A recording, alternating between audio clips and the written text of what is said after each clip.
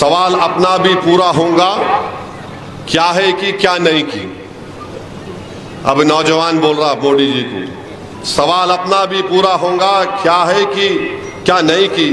ये मोदी को कब सुख होगा, क्या है कि नहीं की। इलेक्ट्रल बॉन्ड से करोड़ों ले लिए, फिर बोल रहा ना खाऊंगा ना खाने दूंगा। सवाल है मेरा ये, इलेक्ट्रल बॉन्ड से करोड़ों ले लिए, फिर बोल रहे ना खाऊंगा ना खाने दूंगा। क्या किया नहीं की, क्या है कि नहीं की। ये गारत का गड़ा भरता नहीं होगा, क्या है कि क्या नहीं की। मुसलमानों को घुसपैठिया बोलूंगा, लेकिन हबीबी से गले मिलूंगा। सऊदी अरब गए, यूएई गए तो देखते कि ऐसा लपकते उसको लपा। क्या है कि क्या नहीं की। 22 घंटे काम करके मुल्क को बैगन में मिलाऊंगा। 22 घंटे काम करके मुल्क को बैगन में मिलाऊंगा। 5 साल और मिले तो फिर यही करूंगा। क्या है कि क्या नहीं की। मुल्क को कमजोर करूंगा, लेकिन इलेक्शन जीतूंगा।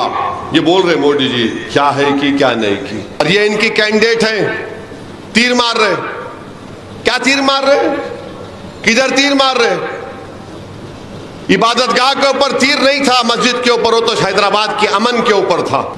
और आकर आप तीर चलाते हैं। आपको कुछ नहीं होगा, गरीब पीटेगा। ठेला बंडी कारोबार करने वाला, बंडी पर काम करने वाला, सेल्समैन जो काम करता है, उसकी रोजगार मुतासिर होगा।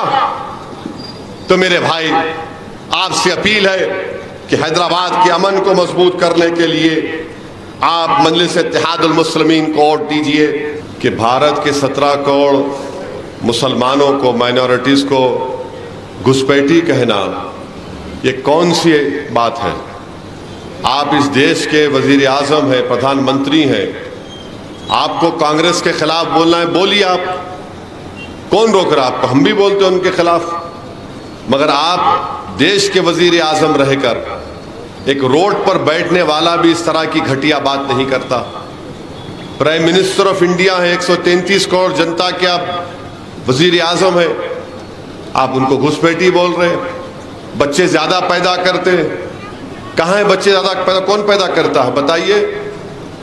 गवर्नमेंट ऑफ इंडिया का डेटा, मोदी गवर्नमेंट का डेटा कहता है कि मुसलमान औरतों का TFR रेट गिरा है, जरूर बहुत गिरा है, मगर अभी भी हिंदू बहनों से बढ़ के है, मगर वो गिरेगा। मगर आप बोल रहे बच्चे पैदा कर रहे। तीसरा बोल दिए कि हमारे हिंदू बहनों के गले से मंगल सूत्र निकालकर मुसलमानों को दिया जाएगा। ये क्या है, कब तक चलेगा ये, कब तक चलेगा। नरेंद्र मोदी, आप 2002 से यही तमाशा कर रहे हैं, यही तमाशा कर रहे हैं आप। मैं हमारे हिंदू भाई बहनों से कहना चाह रहा हूं, हमारे OBC समाज के दलित भाई बहनों से कहना चाह रहा हूं, क्या किसी को नौकरी का इंतजाम 10 साल में हुआ यहां पर। आज जाकर देखिए आप, नौजवानों के दिलों में नफरत लगा दिए और बोल दिए कि तुम मंदिर मस्जिद के नाम पे झगड़ा करते रहो। कोई नौजवान को नौकरी नहीं है। काम सिर्फ सुबह यही है कि सुबह उठते कि बस नारे लगाओ, नौकरी नहीं है, कुछ नहीं है। और फिर पूरे मुल्क में नफरत पैदा कर दिया जाए अल्पसंख्यक समाज मुसलमानों के बारे में। क्या नफरत पैदा कर दी जाए कि मुसलमानों का वोट बैंक है। इस मुल्क में कभी मुसलमानों का वोट बैंक था ना कभी रहेगा। इस मुल्क में एक ही बैंक है जिसके जरिए से नरेंद्र मोदी ने 6000 करोड़ रुपए अपने दोस्तों को दिए। 6000 करोड़ का लोन दिया। अगर एक गरीब 10 या 15 लाख के लोन के लिए बैंक को अप्लाई करता तो 25 मरतबा तो उसको जाना पड़ता बैंक को, लोन मिलता ही नहीं। और देश के वजीर आजम 6000 करोड़ रुपए दे दिए। तो मेरी आपसे गुजारिश है कि इस इलेक्शन में आपको ये इंतखाबात, ये चुनाव भारत की, हमारे वतन अजीज की तारीख का बहुत ही निहायत ही नाजुक और अहम तरीन पार्लियामेंट का इलेक्शन है। मैं हमारे दलित भाइयों को बताना चाहूंगा, जो भारत के संविधान और आइन से मोहब्बत करते, जो अंबेडकर से मोहब्बत करते, बाबा साहिब से, उनको बताना चाह रहा हूं, नरेंद्र मोदी 400 पार क्यों बोल रहे हैं। नरेंद्र मोदी 400 पार इसलिए बोल रहे हैं क्योंकि आरएसएस चाहती है कि इस देश के संविधान को खत्म करके रख दिया जाए। अगर संविधान को नहीं खत्म करे तो बेसिक स्ट्रक्चर को खत्म कर देंगे। हमारे दलित भाई बहनों को और बाबा साहिब अंबेडकर से मोहब्बत करने वाले जानते हैं कि 400 पार का मतलब यह है कि दलितों से आरक्षण रिजर्वेशन छीन लिया जाए। आप बताइए फिर क्या होगा। इसीलिए मैं आपसे अपील कर रहा हूं कि ये इलेक्शन बहुत नाजुक है, ये इलेक्शन बहुत अहम है। हमको हर हाल में रोकना है बीजेपी को सत्ता में आने से।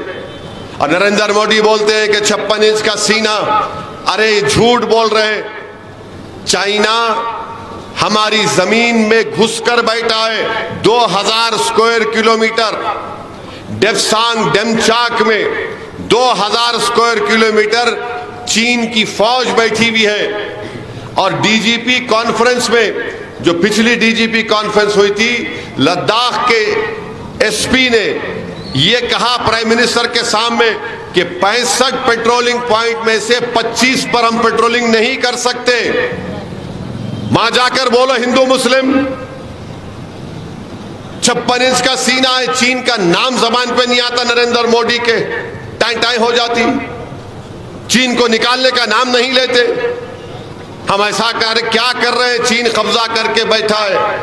5-4 साल से चीन कब्जा करके बैठा है, निकलने का नाम नहीं ले रहा है।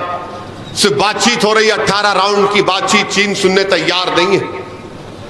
बिलियंस ऑफ डॉलर का चीन सामान भारत को इंपोर्ट कर रहा है, हमारी जमीन पर कब्जा करके। यह देश का हाल है। और आप बोलते हम पूरे पड़ोस में ऐसा करेंगे।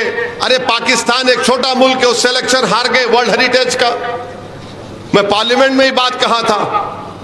तो मेरी आप तमाम से अदबन गुजारिश है कि ये लोग जो नफरत की दीवारों को उठा रहे, ये लोग जो हमारे नौजवानों का मुकद्दर बेरोजगारी बनाकर छोड़ दिए, महंगाई आसमानों को छू रही है। पहले नौजवान नौकरी के लिए अप्लाई करता था, अब तो वो भी नहीं कर रहा है। मर्ज उसको काम पे लगा दिया, आप झगड़ा करो, उसको काम पे लगा दिए, नारे मारो, मॉब लिंचिंग पे चले जाओ। मेरे अजीज दोस्तों और बुजुर्गों, मेरी आप तमाम से गुजारिश है कि आप 13 मई के दिन अपना एक वोट का इस्तेमाल करिए। बल्कि अगर आप मेरे को भी पसंद नहीं करते तो मेरे खिलाफ वोट दो, मगर वोट का इस्तेमाल करिए। अब स्कूलों को छुट्टियां हो गई तो बहुत से लोग जो है बच्चों को लेके हॉलीडे को जाने का है। अरे 13 के बाद जाओ ना, हॉलीडे को जाना है। बच्चे बोल रहे, बच्चों को कुछ नहीं मालूम, पापा अम्मी को ज्यादा शौक हॉलीडे पे जाने का। जाने जाइए, जरूर जाइए, मगर 13 के बाद जाइए, जाकर देखिए। मगर 13 को तो वोट डालिए। हाँ, 13 के बाद वोट डाल के कश्मीर को जाइए। कश्मीर की बात बीजेपी का आप सुनेंगे, मोदी जी ने 370 को निकाल दिया। सुने ना आप, 370 को निकाल दिए, कश्मीरियों को इंसाफ दे दिए, कश्मीर के दलितों को इंसाफ दे दिए। कैसा बोलते, उखाड़ के फेंक दिए। एक भी उनका बीजेपी का कैंडिडेट कश्मीर से इलेक्शन नहीं लड़ रहा।